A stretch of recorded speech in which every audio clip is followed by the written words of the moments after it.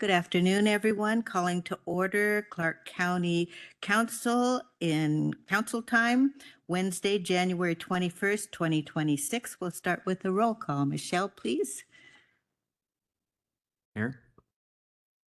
In just a moment. Counselor Young, Here. Counselor Fuentes, Here. Counselor Little, Present. Chair Marshall. Here. I believe Counselor Belcott is out today. Absent. She's absent today. Okay. Thank you. Are there any amendments to the agenda? Yes, Chair. Item 9.2 should be pending litigation versus potential. Pending.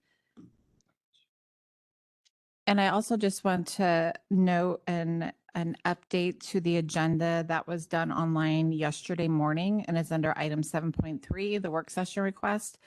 It was included on here as Friends of Camp Bonneville FBI contract based on council's discussion last week. It actually is a potential larger discussion than just the contract. It was an opportunity for them to discuss concerns, conservation, conveyance, cleanup efforts, periodic review, and law enforcement. So I just wanted to clarify that update to the agenda. Okay. Thank you for that. All right, moving on, public comment. And I just want to remind people you're limited to a 3-minute time slot and you can speak to items that are on the agenda. And Janet Landesberg.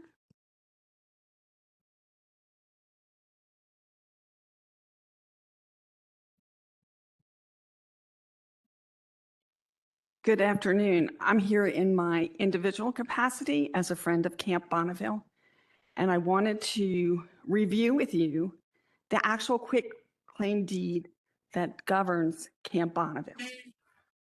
The deed is a federal contract. It was given under the authority of 10 U.S.C.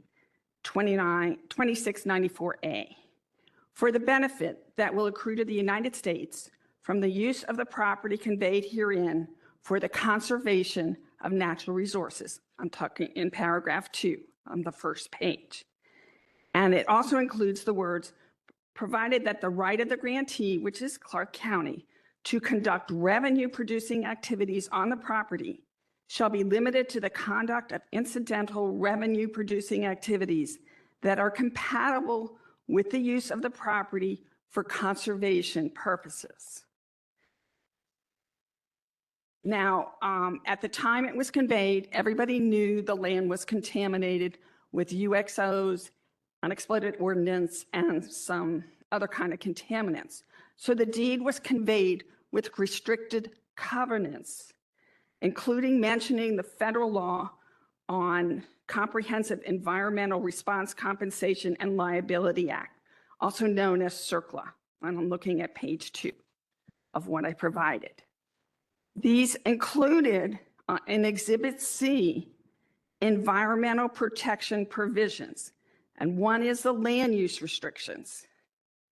And after an environmental study, the U.S. Army concluded that land use restrictions set forth below are required to ensure the protection of human health and the environment. And they say at the bottom of that page, public access restriction. Clark County, its successors and assigns shall not have the right to provide the property, access to the property to members of the general public in such time as all remedial action taken to protect human health and environment with respect to hazardous substances remaining on this property, which means all people, not the FBI, Sheriff Department, they're all people. These are environmental restrictions. Everyone needs to comply with them. And I just want to remind you all that you all took an oath to obey the laws of the United States. And these are the laws of the United States that are written into your deed. And finally, I would like to ask for a work session that goes into more detail because in December, there were a lot of misinformation was posted on the frequently asked questions about Camp Bonneville. Thank you. Thank you. Carmen De Leon. Yeah, my name is Carmen De Leon. I go by Mello. So right here it says 7.2 Public Works road modification process and improvements. So those of you who were raised in this country in the 80s, y'all remember the good old boys that they used to ride down those back roads, and they used to go in, and it gave a hometown feel to the area. When I've driven down roads in like Camas and Ridgefield, you get that one way and you can go up and down the roads, and now they want to modify all of that for bigger cities, to add lanes. And that is just going to destroy the community, because we like things the old way, you know. We don't want to become Portland. We know that Vancouver has influenced everybody here, but we're not Portland, and we're not Minnesota. So we don't appreciate all this trickery that's going on with saying we care about you and modifying the roads. I think we should put it to a vote to the public, that the public should be allowed to vote on whether they want their roads destroyed. Because I like to say the back roads are where's everybody used to hang out, just cruising around the back roads. Nobody would get hurt. They go up. Do you remember? Have you ever driven out there in Yakult and go? It's fun. And now you guys want to take that all away.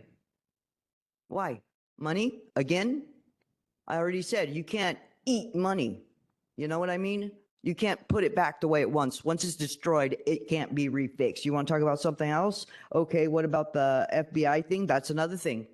You know, 10 years of not obeying, or how many years was it that they they don't even care about you guys. You're no threat to them. They're not going to listen to you. The FBI did whatever they wanted before, and they're going to do it again. And you guys are just going to say, okay, let's become Vancouver. And that's really sad. That's really sad. You know, they're in debt. So why do you want to bring their debt to Yakult and Ridgefield and Camas and all the other cities? Everybody else in the county has a right to vote not to become Vancouver. So I don't think that this I-5, I don't even remember what number it is, I-5, whatever, that they want to do all along the I-5 corridor. I mean, what do the people have to say? And like I pointed out before, 500,000 people and only 30,000 voted, minuscule amount. And you want to listen to Vancouver? Really? A failure? Would you be proud of only 30,000 people voting for you when there's 200,000? Yeah, something's rigged. Something's rigged, and it's scary because they're doing this to rig the I-5 corridor, to modify it to have more max, because I already know that they want to add the max trail all the way out to out by Highway 99. So you guys have already planned on extensions without an approval from the people, because the majority of people want to keep it the old-fashioned way without max. That's a total waste of money. Thank you. Monica Zazueta Tabor. Hello. Oh, wait. Can I go down a little bit? I'm like short. Dear council members, Vancouver Metro LULAC and Southwest Washington LULAC are here to express our strong concerns about your reconsideration of the FBI's use of Clark County's Camp Bonneville property on account of the FBI's assistance of ICE in its violent immigration activities, which are currently terrorizing, physically harming, and killing our most marginalized community members, as well as the FBI's operationalization of the NSPM 7 directive that is in clear violation of our most basic constitutional protections. The FBI's announcement of full operational support for ICE is very troubling.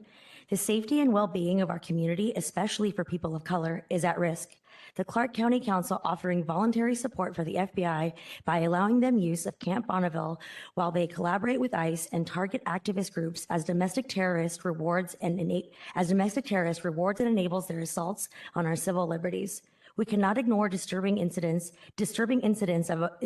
of violence related to federal immigration enforcement, including a man's foot being run over by an ICE vehicle in Vancouver while being detained, and the CBP shooting of 2 individuals in Portland, in which the very Bureau of the FBI who trains at Camp Bonneville claimed they would be investigating the case and then retracted that statement inexplicably, about 3 weeks ago. We would be remiss not to note that this happened around the same time of the killing killing of Renee Nicole Good by an ICE officer in Minneapolis. In that case, the FBI first blocked local law enforcement from being involved in the investigation, then declined to investigate and instead opened an inquiry into Good's connection to activist groups. Furthermore, the Portland Bureau of the FBI has been present at the Portland ICE facility where dozens of protesters' rights have been reportedly violated. Other violent escalations by ICE in collaboration with other federal agencies, including the FBI, have been witnessed all over the country, and too many to recount here. Additionally, DHS recently posted disturbing sentiment indicating the administration's wish to achieve 100 million deportations, which is the U.S. Census number of all non-white people in the U.S., not only immigrants or undocumented people. Our leaders must take active steps to protect civil rights, which includes pushing back against federal government outreach. The FBI working with ICE does not make us feel safe, and Clark County has no obligation to support its operations by allowing the FBI to use our conservation property. In addition to their full operational support for ICE, the FBI is making a list of so-called extremists, targeting those who simply exercise their right to free speech and to politically organize, identify as non-Christian or anti-capitalist, and more. The FBI should not be rewarded by you with the continued use of Camp Bonneville against the will of the people of Clark County. Please be sure to review the reporting that I will be submitting with this letter that unequivocally proves the FBI's full partnership with ICE in the Trump administration's racist, illegal, and violent immigration operations, as well as the NSPM 7 directive it is carrying out against residents of this country, including residents of this county. Return to your original vote and to end the FBI's use of Camp Thank you Bonneville. very much. Thank you. And Shaw.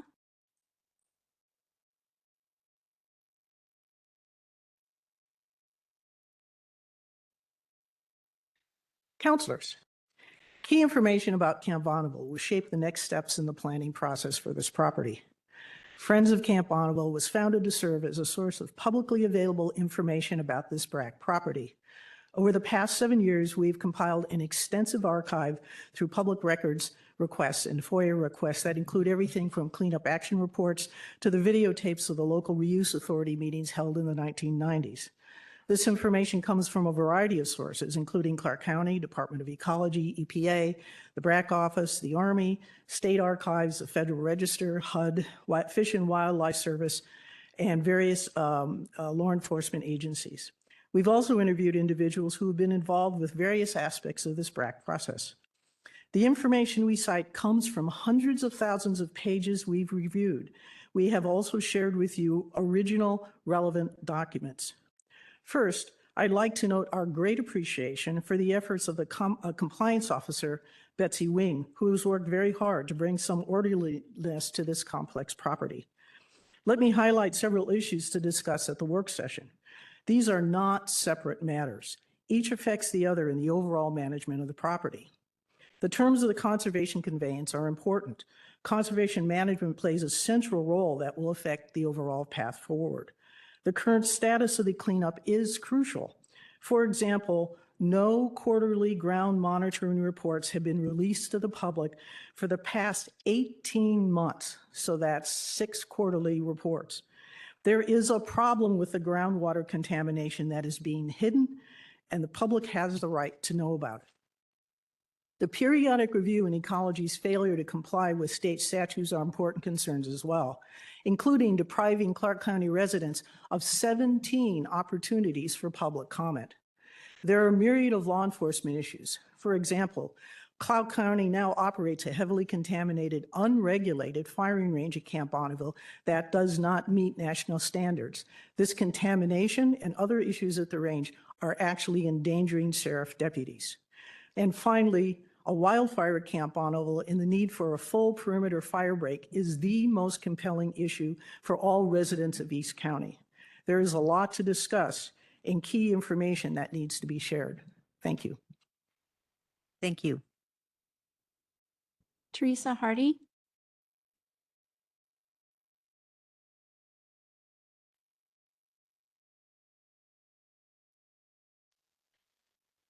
Good afternoon, Teresa Hardy. The Friends of Camp Bonneville is trusted as a source of accurate information about Camp Bonneville This group also encourages an open exchange of questions, concerns, and ideas about Camp Bonneville, where all opinions are welcome. Since the last Citizens Advisory Group was disbanded in 2012, there's been only sporadic efforts to inform the public about the status of the cleanup. There has been no dedicated public forum that supports an ongoing conversation about Camp Bonneville, where residents raise questions and concerns about this property. Ecology did not even mention many of the problems related to the cleanup during that December 10th Camp Bonneville open house.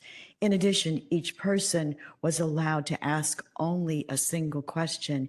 After years of silence, many people felt shortchanged about Ecology's open house format. There has been a severe lack of public engagement by Clark County and the Department of Ecology. The BRAC process mandates that the public's right to be actively involved in discussions and decisions about the issues and opportunities facing Camp Bonneville. It's important for the public to understand the legal status of the property dictated by the conservation conveyance. I urge you to schedule a work session for Friends of Clark County, for Friends of Camp Bonneville as soon as possible. The FBI's use of Camp Bonneville remains an extremely contentious issue, as have been stated by the previous speakers. It's well documented that the FBI has repeatedly failed to adhere to the terms of the use of this agreement. The FBI was never authorized to store ammunition at Camp Bonneville. The FBI has broken this trust and refuses to be held accountable for its actions. Do not make the same mistake. Do not ignore the public's concerns. The FBI, the Portland Bureau needs to train elsewhere. It's extremely troubling, as Ann said, about the groundwater testing and the lack of reporting in the last 18 months. Finally, a wildfire at Camp Bonneville is the single biggest threat to East County. Despite residents raising this issue for over a decade, there's been little meaningful work to establish a full fire break. I urge the council to establish a working group that includes the Probst Neighborhood Association homeowners, the county compliance manager, and county forester. The public has a right to know the status of Camp Bonneville and have a voice in decisions going forward. Start building trust with the community by scheduling a work session where there is really input from the public and discussion for the Friends of Camp Bonneville. Thank you. Thank you. There's nobody else signed up unless we have others in the room who would like to comment. Okay, we do have a couple of folks online. Okay, let's take those. Caller, you've been sent a request to unmute yourself. Please do so. State your name for the record and go ahead with your comments. Good afternoon, Kimberly Goheen Elvin. I'm a little bit under the weather, but that's okay. Still doing my duty, and I appreciate all the people there. For that one speaker to tie the Camp Bonneville and FBI agenda to speak about ICE is a stretch, but I am totally respectful of that citizen's comments, as I absolutely agree with free speech. But ICE is a legal policing for public safety. I think that you'll find, hence President Trump's nomination, that we want our border closed and we want to know who is here in our country. I don't feel safe, and it's a constant concern, and about our public safety. So we do need to get illegal immigrants out. It's a mess. We all know that, but we've been in a mess Chair, for point of the order. last 5 years. State your But, point of order. so- She's speaking to nothing that's on the agenda Right. and just rambling. Kimberly, immigration is not an agenda item. Do you want to Well, direct your comments to items on the I was agenda? making a comment on the woman that you let speak about ICE But and she's not on those the properties. agenda. So, well, she did speak about it. So, and I'm going to go on to something else. I'm asking if there's a neighborhood association that is active there at Camp Bonneville. And as the speaker had asked for a work session, I believe that we need a work session on Camp Bonneville and satisfy that the public's interest on that. Which brings me to the rules of procedure you have on your agenda. And I would like to see public comments at work sessions. You have that on your rules of procedure. Also, so we do need to speak at work sessions. They're very important. You're doing our business there. You have one here, removing counselors from boards and commissions. I don't believe you can do that like you removed Michelle Belcott. I don't think that was called for. So something does need to be done about that. Also about Heritage, you know, my mother used to take us kids there at the Heritage Farm. I haven't been there recently. I need to go there and check it out and things. I'm hoping that there's places that we can grow safely, grow our food safe, and that everybody's welcome to produce foods there, and if not sell them, take them home and all that. I'm concerned about the executive sessions with pending litigations. This month already we've spent over $51 million on some sort of claims. I'd like to be more transparent about. Thank you. Your time is up. We have another caller. Caller, you've been sent a request to mute yourself. Please do so. State your name for the record and go ahead. Hi, my name is Jim Byrne, YRNE. Can you hear me? Yes, we can. Hi, I'd like to speak on the TDRs, which will come up later in section 7.4. I believe it's too late in the game to address TDRs in the current comp plan. Oliver Ojeko said at the last Planning Council meeting that it would take 6 months to 1 year to do it properly. There are many different versions and variations of a TDR plan. It's difficult to understand them all. I'm not sure if they need to be addressed to the county or the different cities within the county. So I believe it would be difficult to alter the comp plan now by adding this TDR piece. I'd also like to talk about Camp Bonneville. I think it would be beneficial for the counselors to review the information that Friends of Camp Bonneville have supplied and will provide to you. It is crucial to understand the different aspects of the county's adoption process of this land. Thanks for your time. Thank you. We have, I think, another caller. One more. Two more. Two more. Caller, you've been sent a request to unmute yourself. Please do so. State your name for the record and go ahead with your comments. Can you hear me? Yes, we can. All right, this is Carissa Hallstrom. I'm a constituent of Councillor Little's. Councillors, you know I support a Friends of Camp Bonneville work session, which would include in its scope a discussion of law enforcement uses. I'd like to speak in support of Monica's statement for Blue-Lac, and I also want to note that the FBI appears to be sitting there in the room, which is disturbing. Perhaps while they're here, you can ask them how many ICE operations they're assisting here in the Portland metro area, or how many Clark County residents have made it onto the NSPM 7 list. And I'm just going to read off the headlines from some of the news reporting, many articles being those that were sent to you already prior to your FBI vote on December 6th. FBI announces full operational support for ICE. Bondi directs FBI, DEA, and others to guard ICE facilities. A quarter of FBI agents now assigned to immigration. Jewish groups protesting Israel's genocide in Gaza, if not now, and Jewish Voice for Peace are among the nonprofits Stephen Miller is targeting under Donald Trump's new multi-agency crackdown that deploys the FBI. Yes? The FBI itself is not on the agenda. Camp Bonneville and a possible work session is. If there's a relationship between Camp Bonneville and the FBI that you want to speak to, that would be the nexus, but not immigration itself. Law enforcement uses are within the scope of the Friends of Camp Bonneville work session.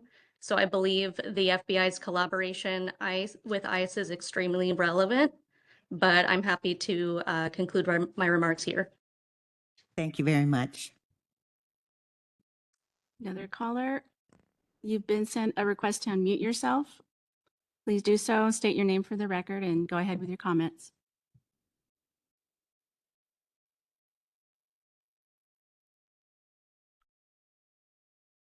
Hi there, this is Rob Anderson. I see the couple things.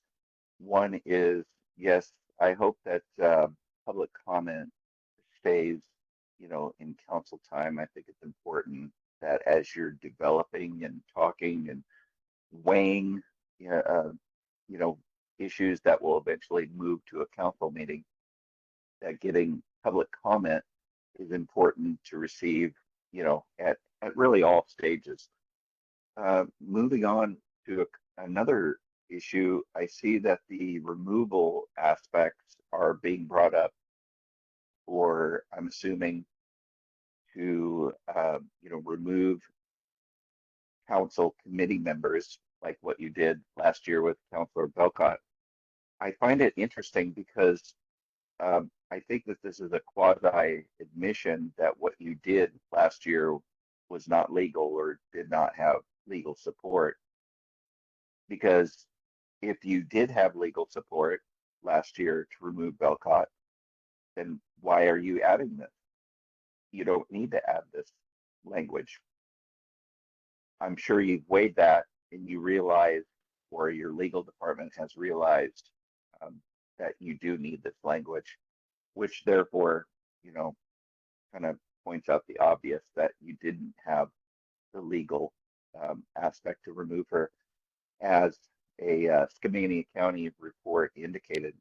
Speaking of, I think it's important also to add language in your rules and procedures that all counselors should cooperate with any law enforcement investigation. As you know, and some of the public knows, 4 of the counselors, the county manager, did not cooperate with the Skamania investigation into what happened last year, and that's unfortunate. That should not happen. As you sit there as counselors, I think that you have a duty and obligation to go above and beyond for serving the people that you represent. So I hope at this stage, at least, you'll weigh and measure that kind of idea, that thought, and hold a high standard to your office. Thank you very much. Thank you. Couple more. Couple more. Okay, thanks. Caller, you've been sent a request to unmute yourself. Please do so and state your name for the record, and go ahead with your comments. Hi, Wendy Cleveland. Can you hear me? Yes, we can. My time wasn't moving. Okay. So I first of all want to concur with Jim Byrne. I think that it is way too late to start looking at the TDR and push this off any further. I'm extremely obviously concerned about allowing the cities to annex farmlands and ag lands in at their request. But I still think the TDR it's too late in the process. The rules of procedure that you guys are going to be discussing, I can see as, public comment and such like that.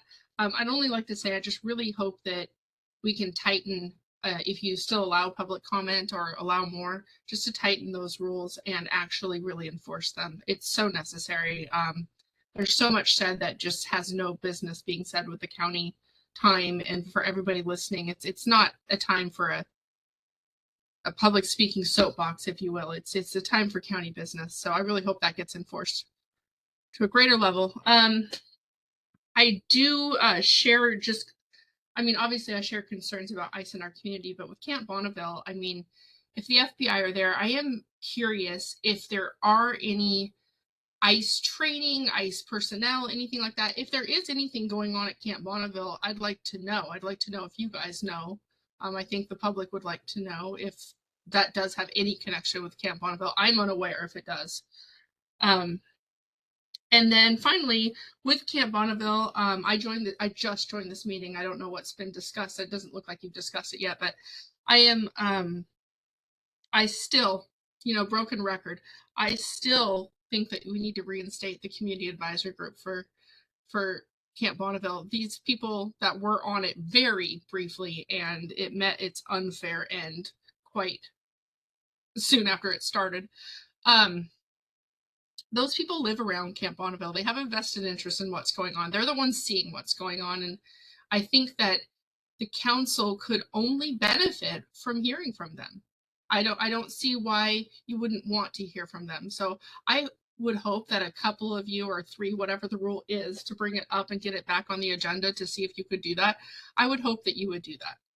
I think that that's just responsible in hearing from all of your constituents. All right. Thanks for your time. That's all I've got. Thank you. Other caller, you've been sent a request to unmute yourself.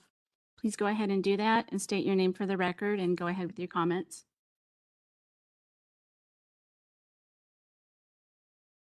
It's Kimberly Goheen Elbin. Okay, thank you. Is that it? She already spoke. Okay. Thank you. So that concludes public comment? Okay.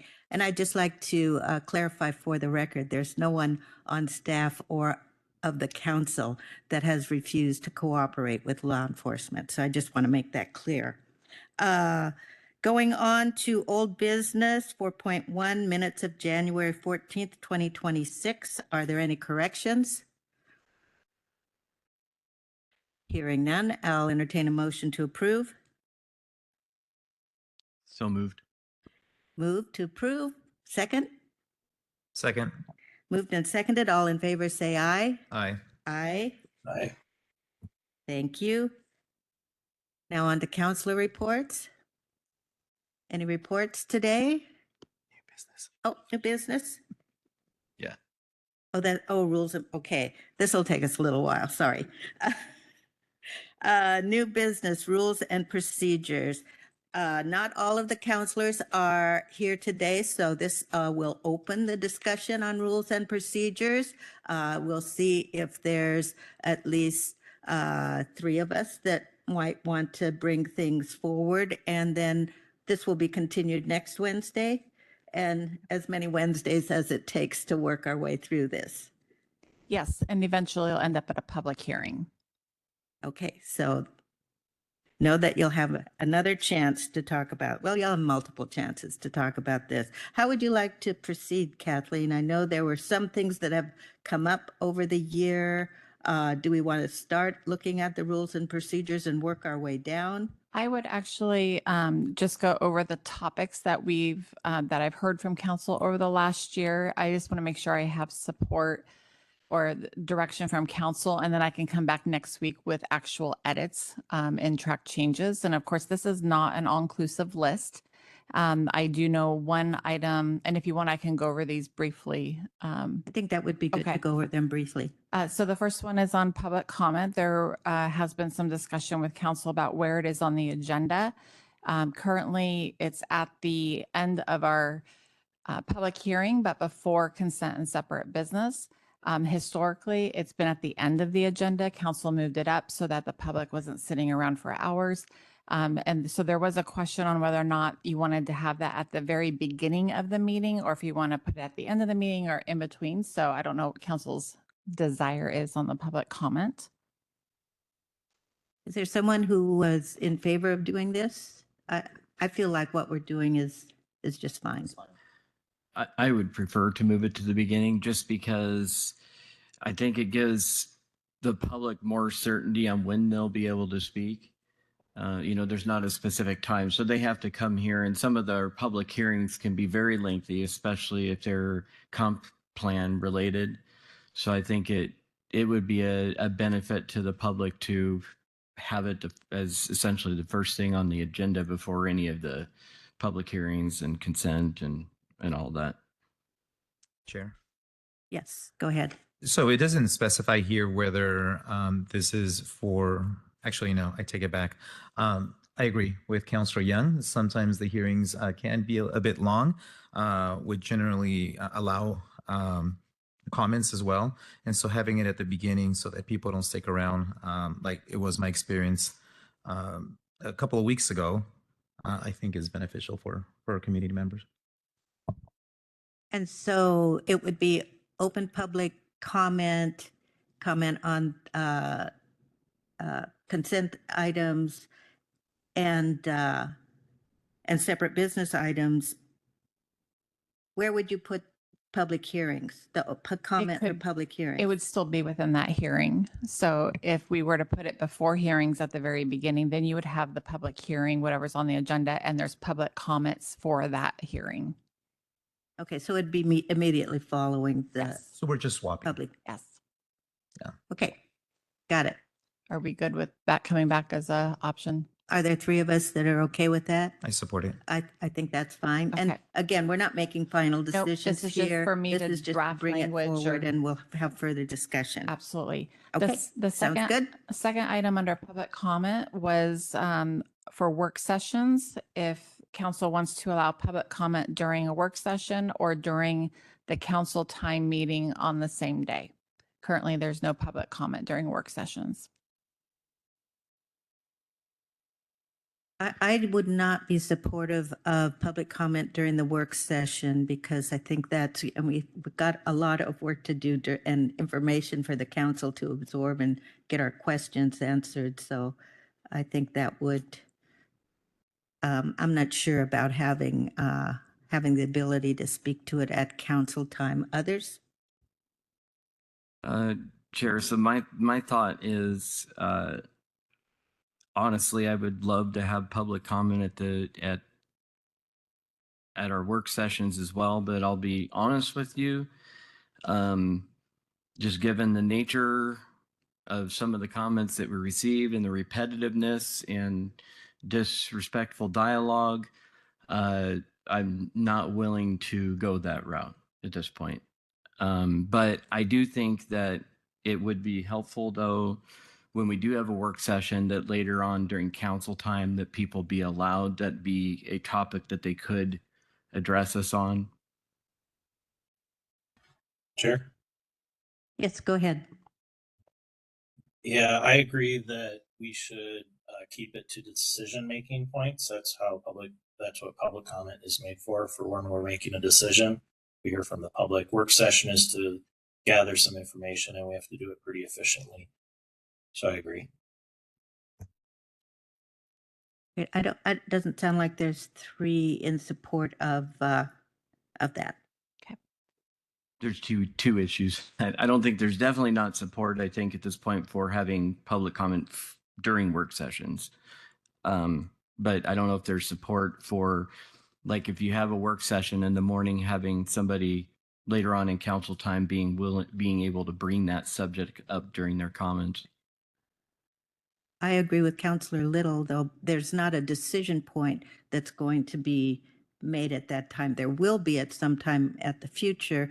The work session, we gather information, we may give some general sense of direction, and then it all will come back either at a council time or a public meeting. I'd say there's not three.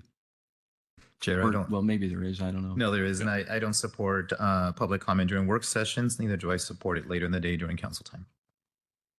Okay. Okay, thank you. The next item on there is Pledge of Allegiance before proclamations, and it was also brought to my attention if we're going to do that, maybe moving invocation as well prior to proclamations on the agenda. Chair? Yes, go ahead. Yeah, I may have brought this one forward. I actually would like to do the pledge and the invocation before we do any work. I just think it's a good way to get a meeting started, to reflect on what we're doing and how we do it. I just think it's a good way to start it, and we shouldn't do any actions before those two actions. I would agree with that. I support that as well. I think it's very consistent with a lot of other boards that we sit on. Pledge of Allegiance, invocation. Well, we all know how I feel about invocation, but for now, we'll keep the Pledge of Allegiance and the invocation. Clerk Kelly, today, make sure you mention that. Thank you for your openness. Thank you. The next item is under the topic of council board and commissions. These are your council board assignments. The first one is having counselors report out on their boards and commissions under council reports during council time. I think in practice, we have, I think the responsibility has been for each counselor, and I think people have brought things forward when there's something of note, not necessarily as an assignment to report back on every board and commission that we serve on. Whether or not that's been happening fully in practice is something to think about. Chair.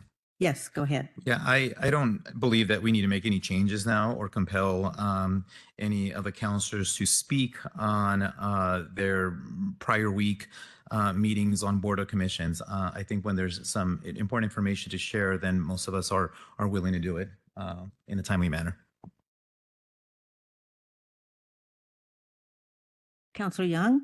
Yeah, I would just say that my thoughts are it doesn't hurt to know what's going on. Also, quite frankly, I like to know who is actually attending their committee assignments so that when January comes around and we make reassignments, I want to know that information. So to me, a report back is necessary. In terms Sure. of monitoring attendance, yes, go ahead, Councilor Little. Yeah, I guess I think this is an important thing to just list as the kind of the suggestion of how we should do counselor reports. I think reporting back on your past week's committee assignment is a good idea. It's not a requirement or anything. It's just a list of what we should try to cover.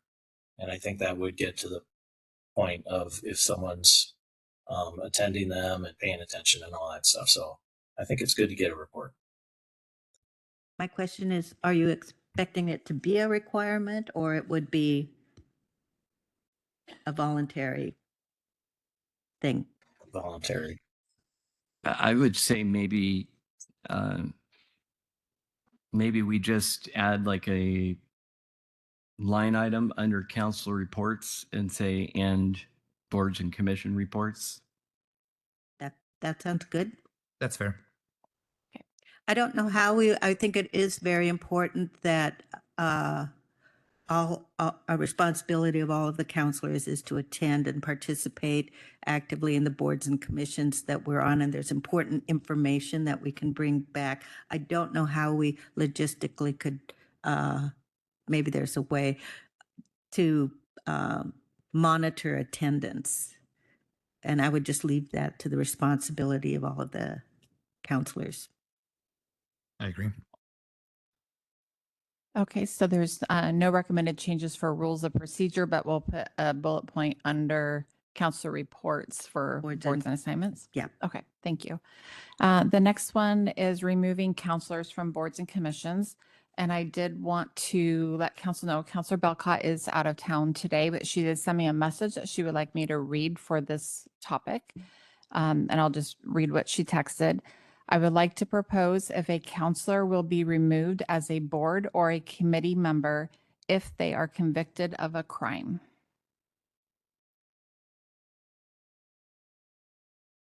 So they would be removed only if they're convicted of a crime? That's how I read it. She will be back next week and can probably provide additional context if needed. I don't have any other information.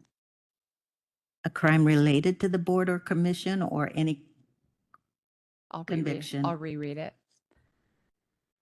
I would like to propose if a counselor will be removed as a board or a committee member if they are convicted of a crime. Okay, I am not sure I could support that. Chair, I would just suggest that that a counselor can be removed from any one of their board or commission assignments when the collective of the council chooses to do so.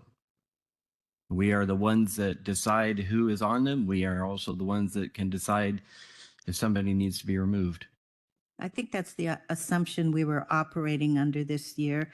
And I feel like there's a need to clarify if there's certain of those boards and commissions where that applies. Because I think there's a lot of boards and commissions and there's not I don't think it's necessary for us to have a requirement to, I think anytime the full majority of the council directs a position, I think it's on the person that participates in that board and commission to follow through.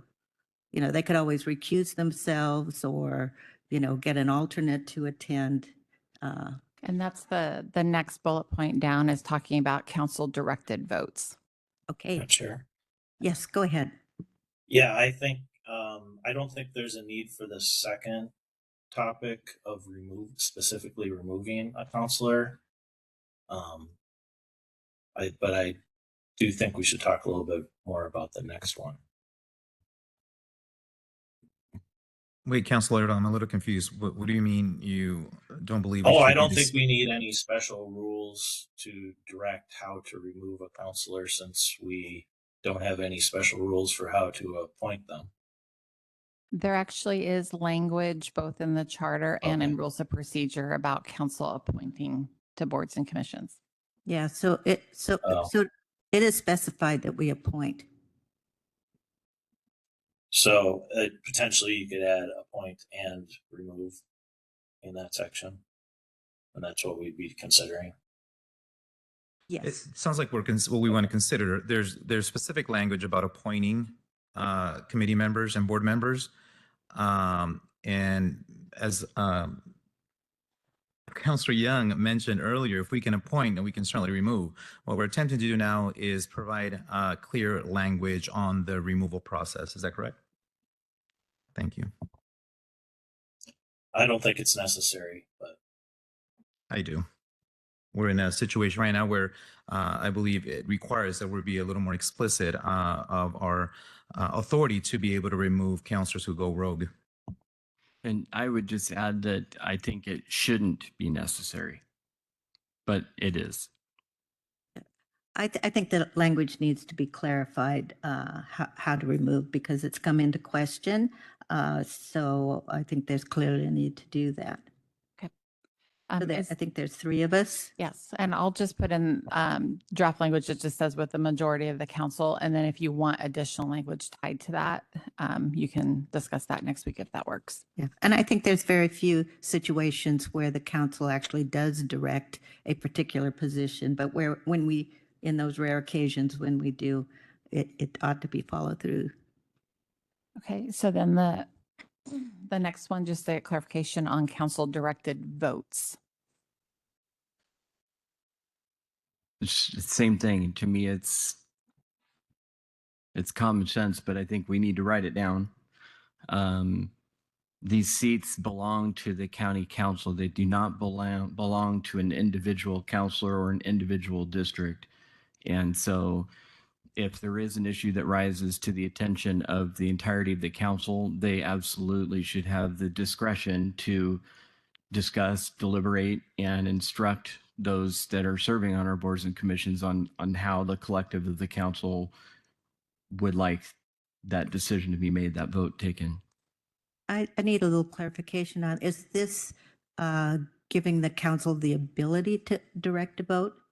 Yes, it would be if the council had a position that one or more counselors were on that committee, that the council would direct them on how to vote during specific votes. Okay, I'd be supportive of that. That's what I. Sure. Yes, go ahead.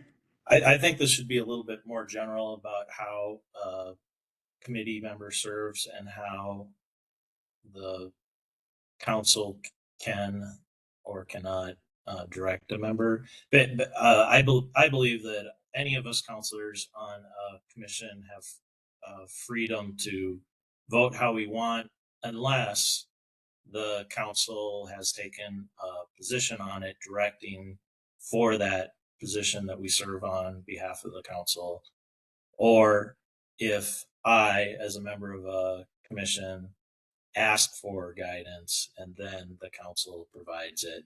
Otherwise, I think, like on the Fish Recovery Board, there'll be lots of decision points. I don't bring them all back to the council. That would be that just wouldn't work out. So I think this definitely deserves more conversation, but I want to keep it more general so we can go different directions with it.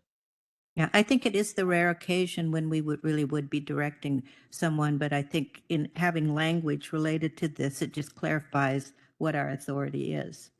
Others?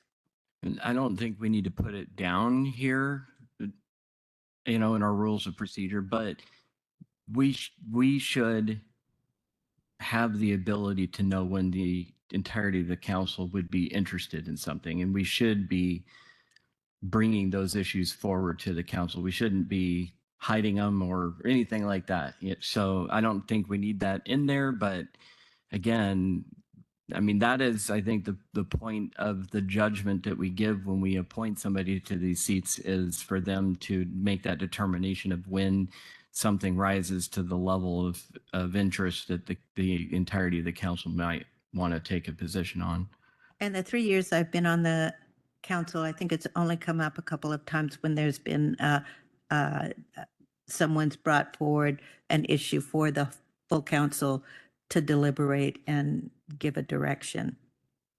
So it doesn't come up very often. I think each of us has some flexibility to work all of these boards and commissions, but there will be occasions when we want to direct a vote on an issue. I think WASAC decisions, legislative decisions, and CTRAN is another example of that. So I think clarifying what our authority is makes it clear to the public that we're operating within our rules, and it makes clear to each of us counselors what our responsibilities are.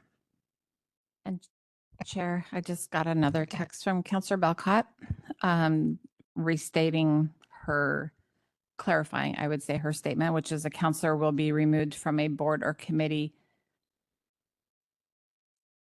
Okay, she said removed twice, but okay, a counselor will be removed from a board or committee will be removed if they have committed a crime. So I believe the intention is they will be removed from a board or committee if they have committed a crime. Okay. Is it possible for Councillor Belcott to get online? I will message her and see if she can call in. I know she does not have access on the computer. Okay, great. All right, so I feel like there's detail that may need to be worked out on how this, well, really with all of these things, the specific language, but let me get a sense if there's at least 3 of us to move this council-directed votes forward. I'm in agreement with that. Okay, we've got 4, but just know specific, we'll still have an opportunity to work through the specific language. Okay. And then the last item, unless council has other items that you have thought about, is the process for adding and removing agenda items. I know it's for a couple of reasons. Right now, for council time for a counselor to put anything on the agenda, you need the support of 1 other counselor. I know we had developed that business process this last year, but it's really about making sure we get stuff on the agenda so that we're being transparent with the public and providing them the opportunity to provide testimony instead of, in the middle of the meeting, like, hey, let's add this or let's add this and give direction on this. So it's really on that being mindful of our duty to ensure that our public's informed and have the ability to comment. So any comments or questions on that one? Well, we did adopt a change and that we were going to revisit, and we're revisiting it now. I think it was needed and has been helpful, and I would support that going forward. And I think it assures that the council itself is not caught off guard when something just comes up suddenly, and that the public is fully aware what we're going to be talking about, and they'll have a chance to weigh in. The only suggestion, I think it's been a fairly clunky process so far, but I think it's just a matter of getting used to it. So I think the way that we've been doing it the last couple of months, thank you for the suggestion. I think it works. The only thing I would say is that we be, I don't want to put a high level of detail into the topic, so that then something that comes up that's relative and we're worried about whether we're or not we should involve that. I think the topic should be intentionally broad. Other comments on this one? Is there anything else that folks would like to bring up at this time? I have one thing. Yeah, I just wanted to get clarification. I'm not sure I understand Counselor Young's suggestion, so I just want to get some clarity. Or But if I don't think it needs to go in the Okay. rules of procedure. It's just kind of a suggestion for us all when we put something on the agenda. Be thoughtful about what the title is. Okay, and then I assume I've got 3 okay with putting something in here about adding agenda items per our business process. Counselor Little? Are you a thumbs up on that Can process? someone describe again what that would look like? Because I'm still not sure if that's needed. Yes, so what's already in the rules of procedure is that if any counselor wants to put something on a council time agenda, they need one other counselor to support that.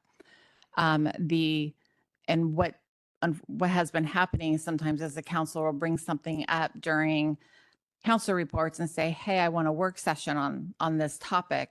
And then everybody votes on it and we move forward. But that work session request was not on the agenda. So therefore the public couldn't see it and be able to provide testimony unless it was timely, which I know we've been asking when somebody wants something on or moving forward. I'm like, is this a timing issue? Understanding you might have to make a decision before the next meeting.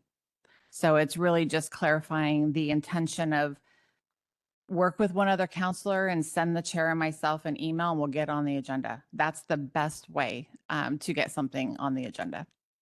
Is the word time? Go ahead. No, you go ahead. Is the word timely in the policy manual or described? It was in the rules of procedure, yes, that the council approved. Okay, then I think that's all we need. Okay, I think there's a agreement then with everyone. And I'll Just one go ahead. clarification real quick, and I think it might help things in the future just to have it a little bit specific, but who is making that determination of timeliness? So is that the chair? Is that the 2 people that are requesting? What does that look like? Majority of the council? I think a majority of the council, this was, an example was just last week related to the work session for Camp Bonneville and whether or not it was timely to do it in advance of us considering the FBI contract. And there was a majority that decided it's not timely. Okay. We can schedule Yeah, it I'm later. okay with that. I just think it would be beneficial to have that in there. Yeah, we would all weigh in on the timeliness.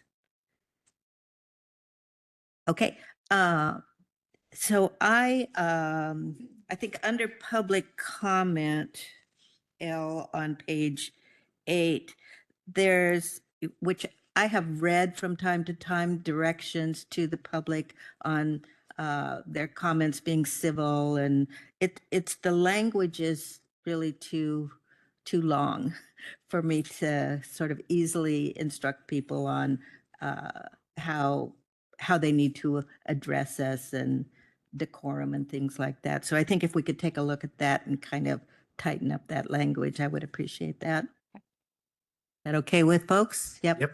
Thumbs up. Okay.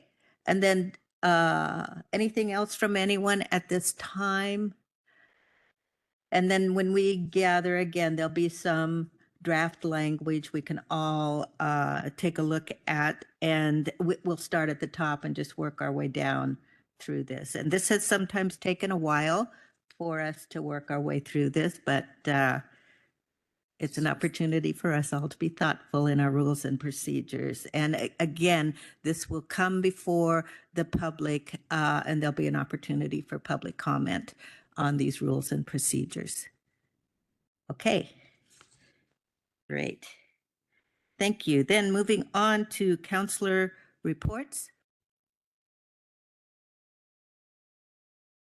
I have a report. I wanted to follow up, and this will be an example of how timeliness and getting something on the agenda. So I would just suggest for our next council time agenda that we put something on for our discussion related to immigration. And this came up last night at our open public comment. I think there's confusion about how the jail operates, what the sheriff's role is, generally how we feel about what's occurring in the community, the concerns that the public have about their safety and fear that's been generated. So I think it'd be worthwhile, and I know other jurisdictions have done this, to come out with a statement, collaborate with the director of the jail and the sheriff and the community to put together a statement or resolution clarifying that. So I'd like that to be on the agenda for next council time.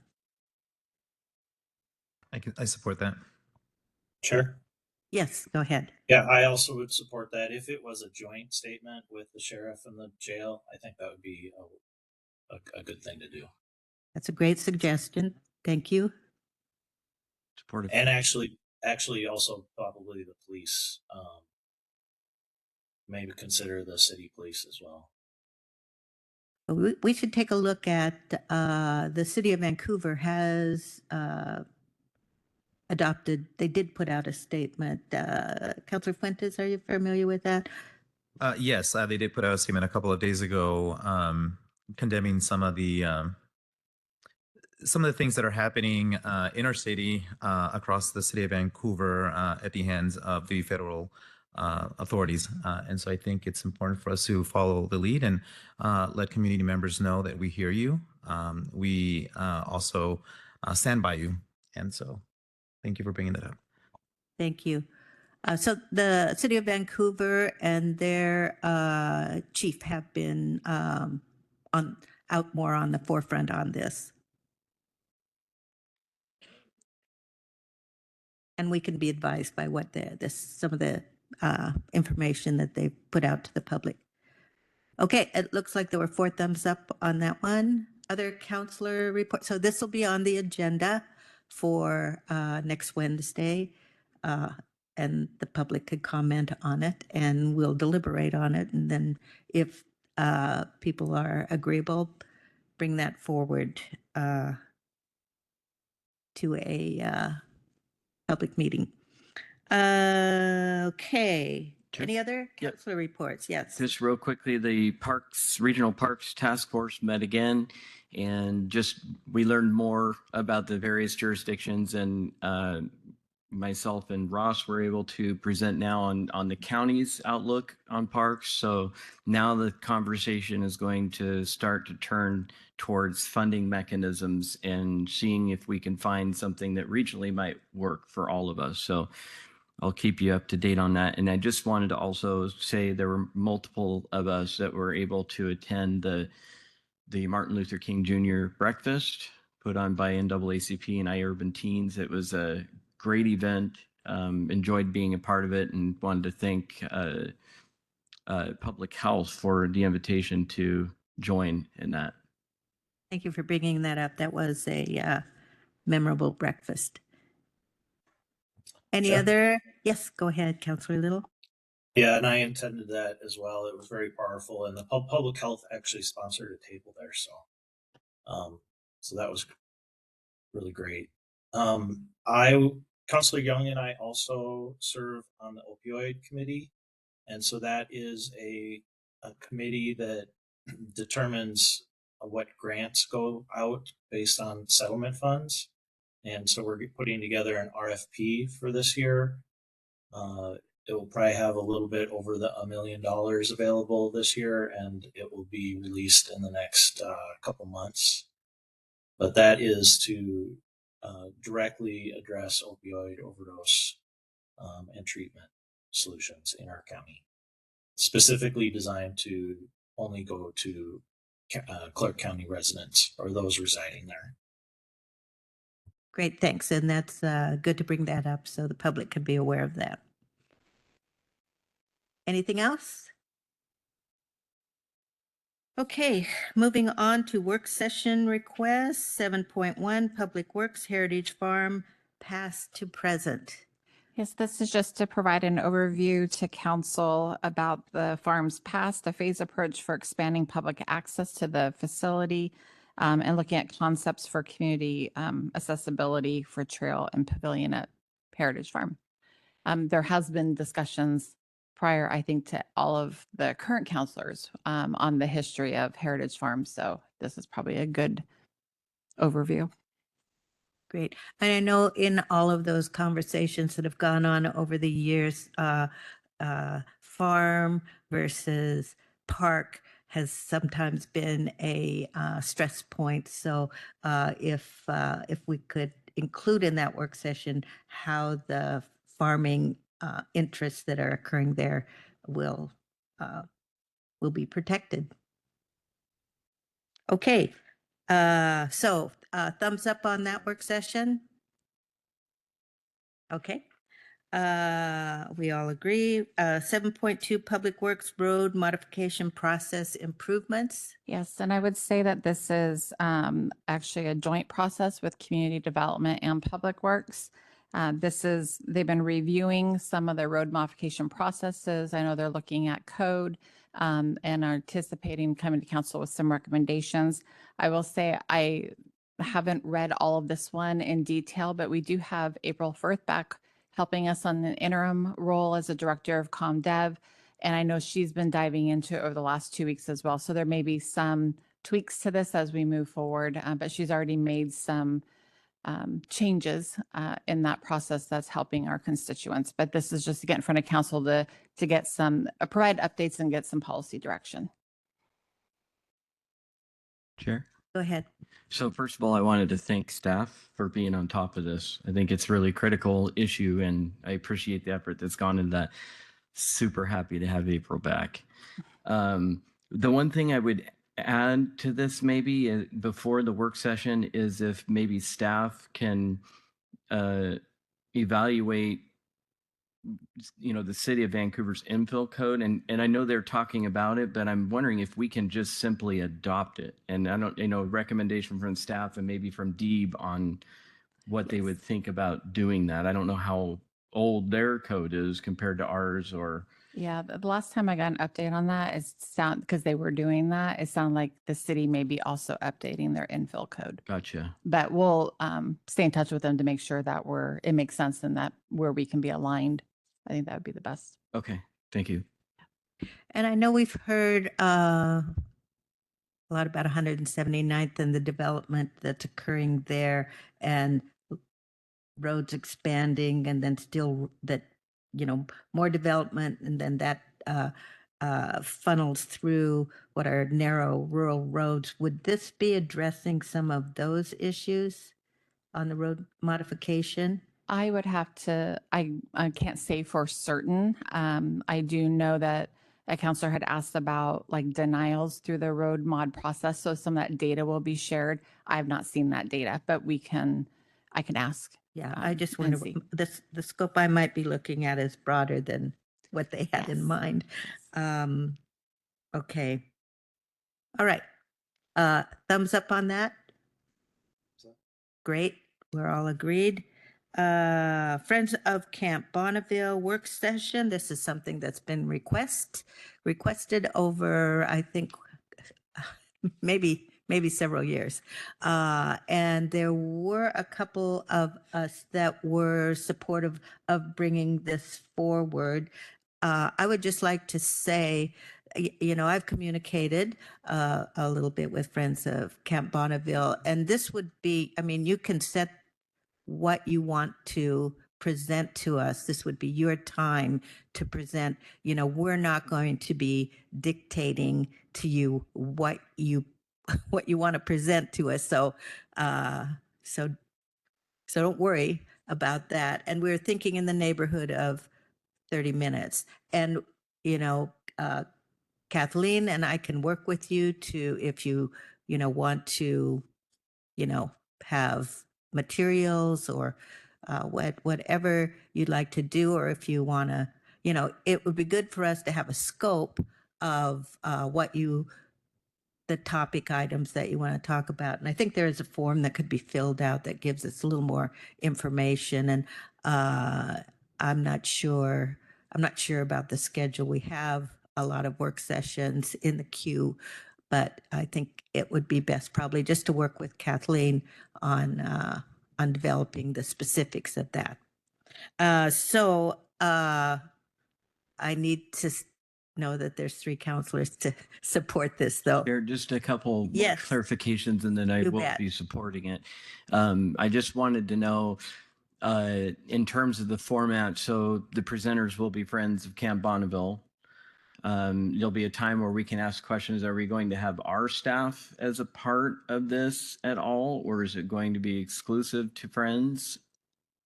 I think the work session, this is how I imagine it, would be exclusive to Friends. It would be good to have staff on hand if there's questions that need to be responded to.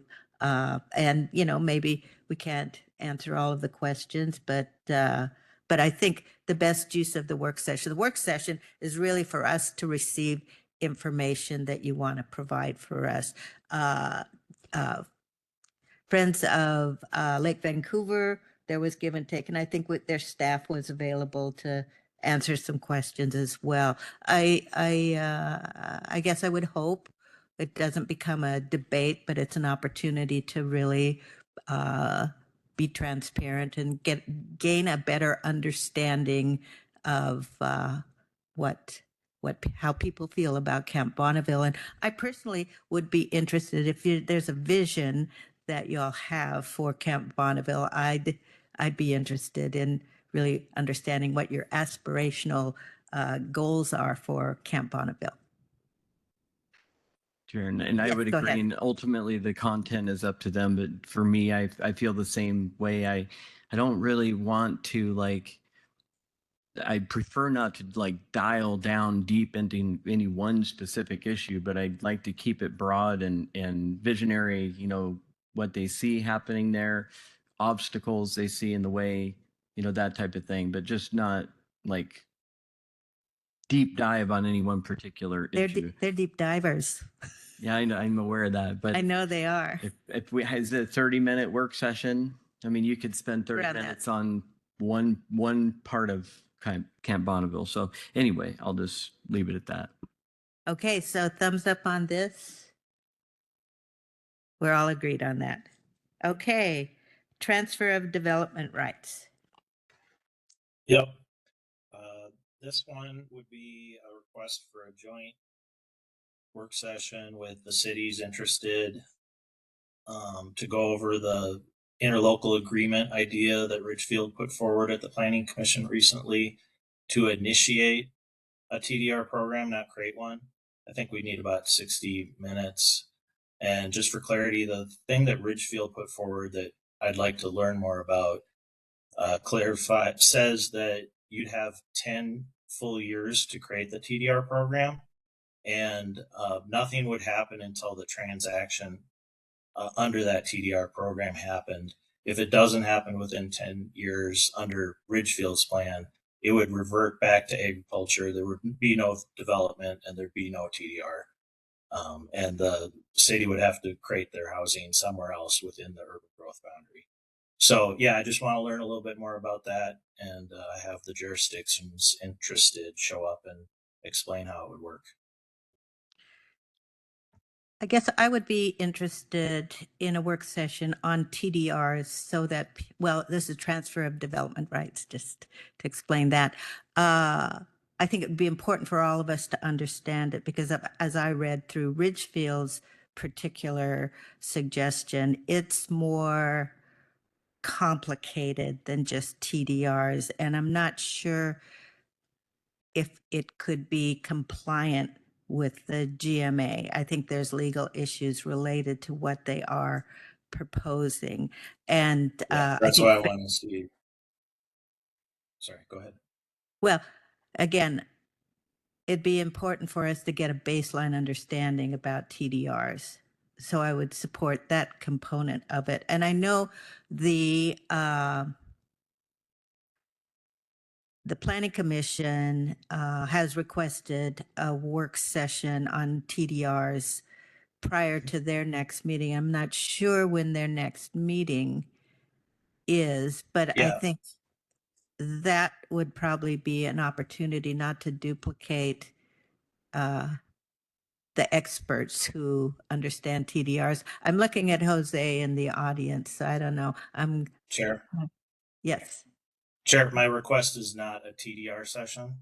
We already approved one of those. The request is to go through what Ridgefield presented as an interlocal and how that would work. That is my request. Okay, I don't think I could support that. Chair, I don't have interest in the City of Ridgefield's proposal either. However, I am interested in learning about TDRs, and I believe the public would be interested as well. So a very broad presentation, first of all, to better understand what TDRs are, I think would be the best option for this council. Chair.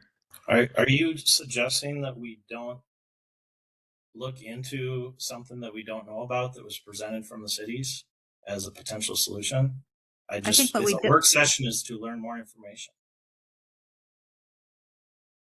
I would like, I guess it sounds to me like a site-specific request to de-designate ag. And I think it's a slippery slope there to non-compliance with the GMA. So that's my concern. It's not to not understand TDRs or Ridgefield's request. I think their request is flawed. Chair.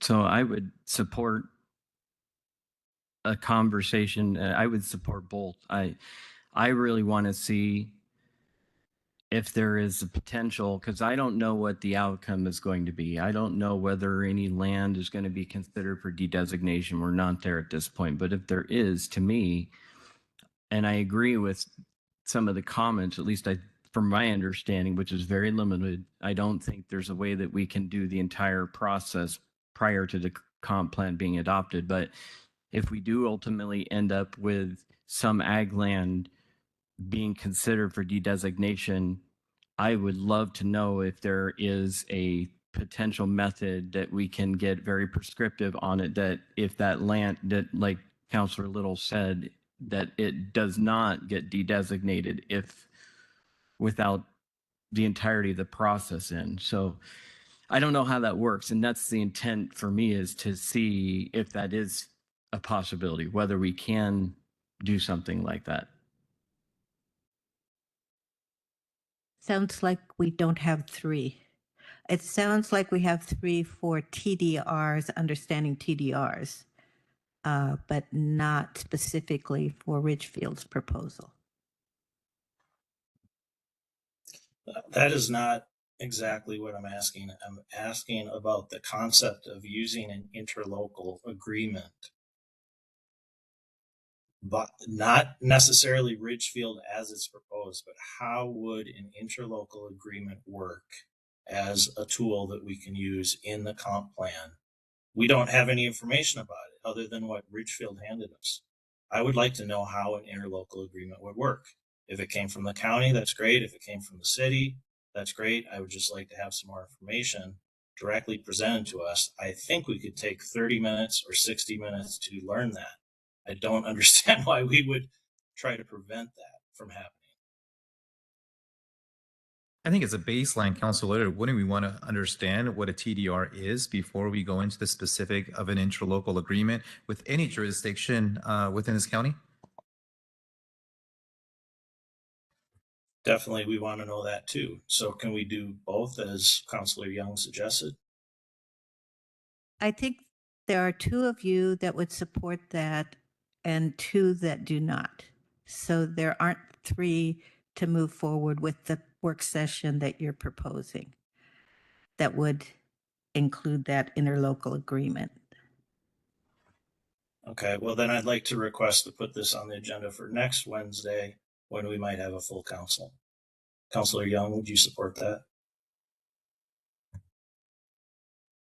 What do our rules say for this? I don't know about carrying forward items to another meeting, but any counselor can add a topic to council time with the support of one other counselor.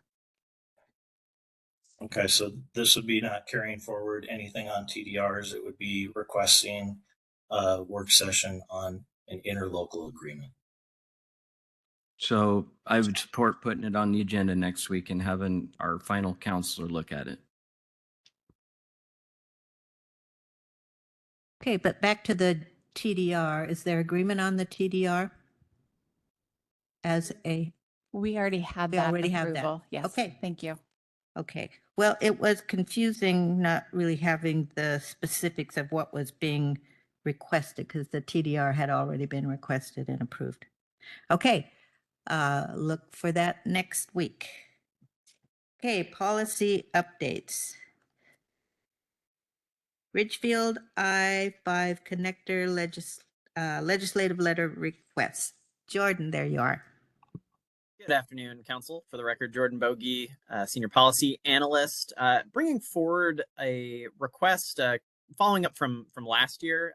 Council supported a letter to our legislative delegation supporting a request that Ridgefield has made the last few years to get some money from the state and State Department of Transportation to support proceeding with the environmental and design phase of planning for a new connection on exit 11 up on I-5 going west towards Hillhurst Road.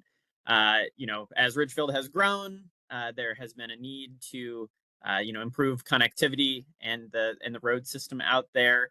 And so they have been working to try to do some planning around that and have requested the county support their efforts.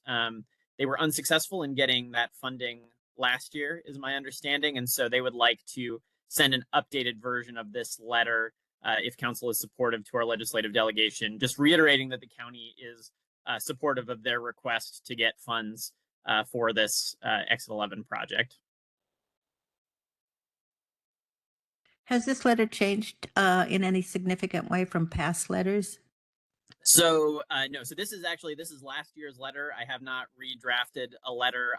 If council is supportive, what I would propose is that I pretty much send this exact letter with maybe a couple of updates on terms of the dates, but otherwise all of the reasoning behind why this project is needed, including the overcapacity on local roads, the new home construction, the traffic issues.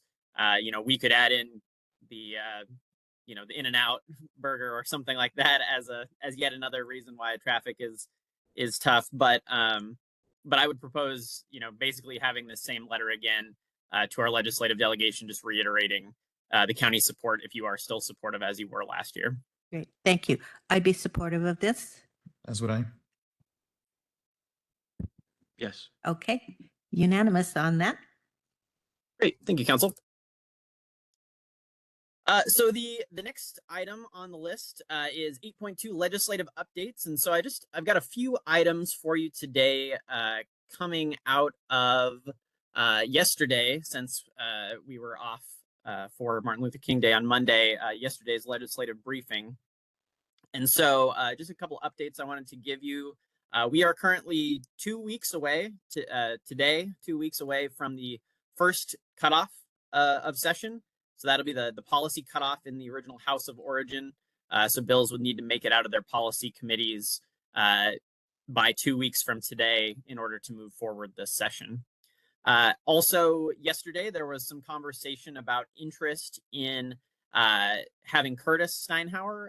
He is one of WASAC's lobbying staff, join to talk about some of the housing bills that are currently being considered in the legislature. And so we are working with our lobbyists to find some time for Curtis to join council to talk specifically about affordable housing and some of the bills that might be coming forward. So more to come on that, but just to say that we have talked to Curtis and he is amenable to joining council at an upcoming briefing to talk specifically about affordable housing bills. And then there were a couple of bills that came forward yesterday in that briefing that I think council was interested in, but not ready to take a position on. And so I just wanted to give you all a little bit more information on those bills, not necessarily to take a position today. Certainly, if you'd like to, you can, but I just wanted to make sure that you had a little bit more information about some of these bills that there was interest in. And so the first bill was 2442, House Bill 2442.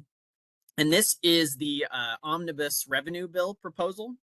And so this bill combines 8 different components aimed at supporting local revenue. And so I just wanted to walk through what those were. We talked a little bit yesterday about the bill generally, but I did a little bit of digging to try to condense all the different sections of the bill for you here today. And so the 8 sections are as follows. The first item that's included in the bill is that REIT revenues, so real estate excise tax revenues, they can be used for abatement of nuisance properties. Currently, that's not allowable, but this bill would allow you to use real estate excise taxes for that purpose. The second thing that this bill would do is it changes the rate that the counties and cities can have as a real estate excise tax for local affordable housing is changed up to 0.5% real estate excise tax. Before it was 0 or 0.5. The language in this bill changes to up to 0.5% REIT. And it also eliminates a previous requirement for the county to have imposed a 1% tax for conservation areas in order to take the affordable housing real estate excise tax. To take REIT, to take this REIT tax, it would require a vote of residents, and the proceeds of that tax must be used exclusively for the development of affordable housing, which can include acquisition, building, rehabilitation, as well as maintenance and operation of housing. And all of that has to be for either very low, low, or moderate income persons, or those with special needs. So that's the second piece. It changes kind of how the local affordable housing REIT process works. The third thing that the bill... Can I ask you just a quick question on this? Is there a timeline when this would need to be taken? Yes. So counties have until January 1st, 2028 to take this local affordable housing real estate excise tax. If counties do not take it by then, cities would be allowed to take this real estate excise tax. If the county didn't take it by then, a city took it, and then the county decided to take it later, then you would need to credit back that amount to the city, right? So they would keep that tax locally then rather than being countywide. Right, and both city and county would be required vote of the people. That is how I read the bill. Yeah. Great. And then so those first two, REIT was the second one. The third item out of the 8 is that the bill would allow for the imposition of a county utility tax, and the tax would be up to 3% of the gross income of the utility being taxed, and at least 0.2% of that 3% must be used for utility assistance to low-income residents. And so it doesn't force the county to take that, but it makes it an allowable thing. Jordan, yes, sir. what does the remaining 0.1% get used for? So it's actually, so the county utility tax is up to 3%, so 3.0%. And then as I read the bill, so out of that 3.0, 0.2%, so the revenue raised from that portion has to be used for utility assistance for low-income residents. The rest of that, I believe, just goes into would be a general fund revenue source.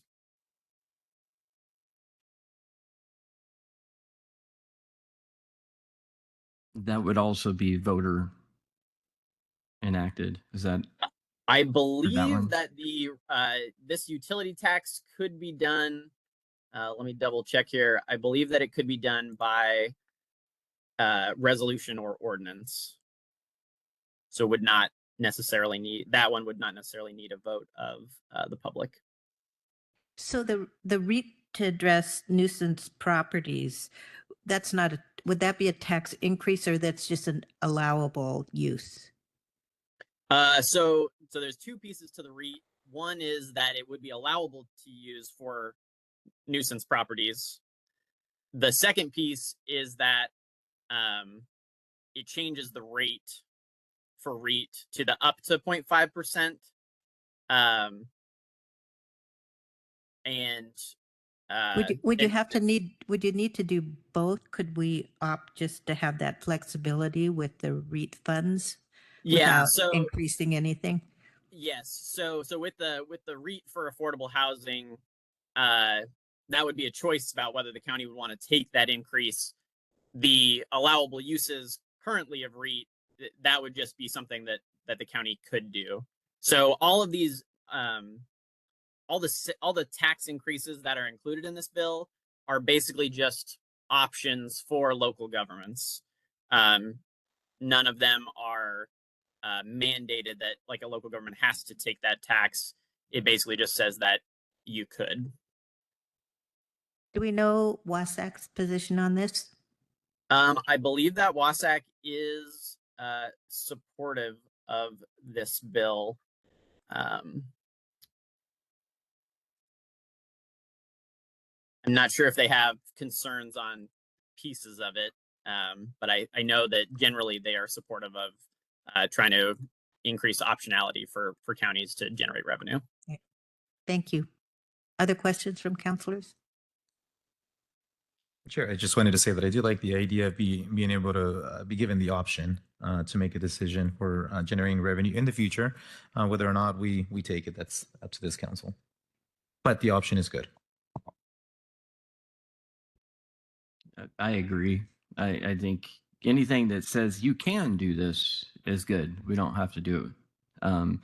I do find it interesting though that they capped the utility tax at 3% when, I mean, from my understanding, the city of Vancouver charges 24%. So yeah, I don't know where that number comes from, but it's interesting. But I would support this, yes. Chair, Yes, go ahead. are we deciding anything here? Is this whether we are supporting the policy or?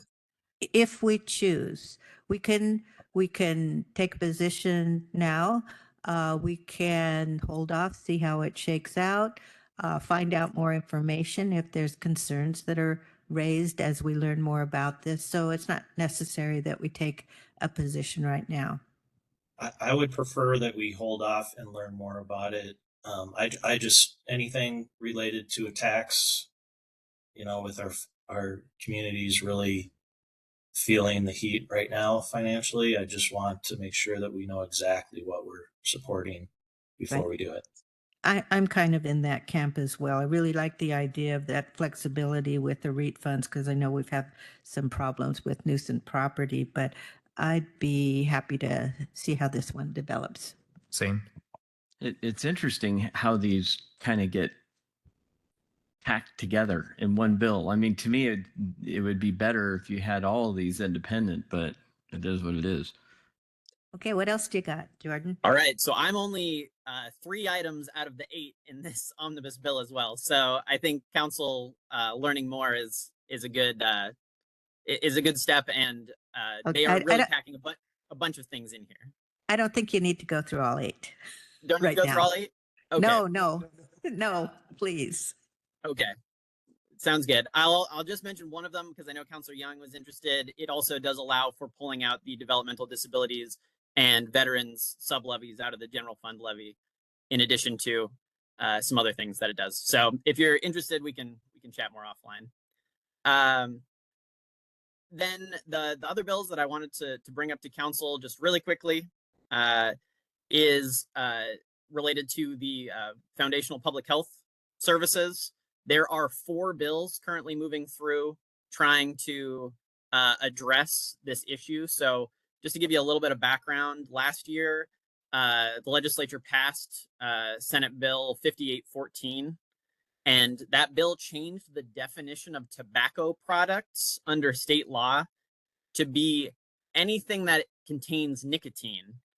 Now, previously, the legislature has written that vapor products support Cancer Research Fund and Foundational Public Health Services account. And so basically that means that all the taxes on vaping, those products, which formerly that tax was going to Foundational Public Health Services, now that's all going to get captured under the tobacco tax, and the Foundational Public Health Services account will receive a lot less money starting in fiscal year 2026. And so who gets that money then? So the tobacco tax goes to the state's general fund. So rather than being directed to Foundational Public Health Services, it would go to the general fund. There was a groan on the dais here. And so I in the interest of time, I won't go into all four bills. I did send council kind of a lengthy explanation that I got from WSALFO, the Association of Local Public Health Officials, that kind of breaks down the four different bills.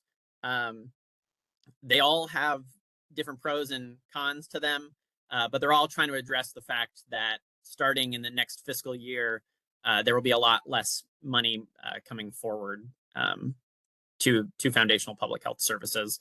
And so we can follow along, see which bills make it out of committee. The one that seems to be the most likely is Senate Bill 6129, and that's sponsored by Senator Robinson, who is she's chair of the Senate Ways and Means Committee. And so there's a sense that that might be the most likely one to move forward. But I'll keep an eye on those, and I know that maintaining funding for those services is something that's been called out as important to council. So is there a bill that prevents them from robbing from this fund and putting it into the general fund? Yes, there are a couple, and so there are four bills, and they all kind of do it in different ways. The most straightforward one actually is Senate Bill 6616. That's sponsored by Senator Braun. And that one would just explicitly exclude vapor products from the definition of tobacco products. And so that would put that money back into the dedicated FPHS account rather than funneling the money to the general fund. Okay. That's something to keep an eye on. Has there been a hearing, or will these churn along till the very last days of the session? I believe that 2439, House Bill 2439, had a hearing either yesterday or today. But I'm not sure about the other three if they've had hearings yet. But I imagine that they all will. The legislature, I don't think, intended to stiff the FPHS account quite as much as they did. So there does seem to be interest in trying to address it in one way or another. Okay, thank you. Anything else? Those are all the updates that I have for you today. Yeah, I would just remind folks that we meet with our lobbyists every Monday morning at 9. It got changed this week because of the holiday, but we haven't had a full complement of counselors attending, and this is where we can really thrash through some of these things with our lobbyists. So keep that on your radar. And it is open to the public. Yeah, you can listen online. Okay. So anything else from you, Jordan? That's all I've got for you today, Council. We've been enjoying your cat. All right. So that takes us to item 9, executive sessions. 9.1, pending litigation, RCW 42.30.110, paren 1, paren little I, for 15 minutes. And pending litigation, RCW 42.30.110, paren 1, paren little I, for 30 minutes. So for 45 minutes, should we say 3:30? We're going to say 3:30. Okay, we'll return after our session.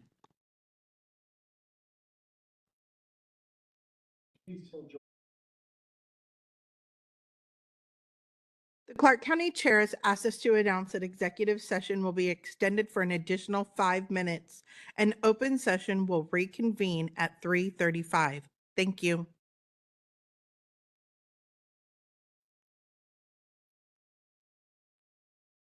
The council chair has asked us to announce that executive session will be extended for an additional 5 minutes, and open session will reconvene at 3:40. Thank you.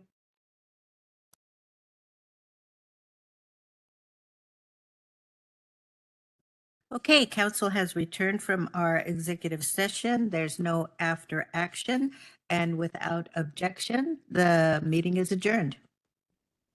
Oh, wait.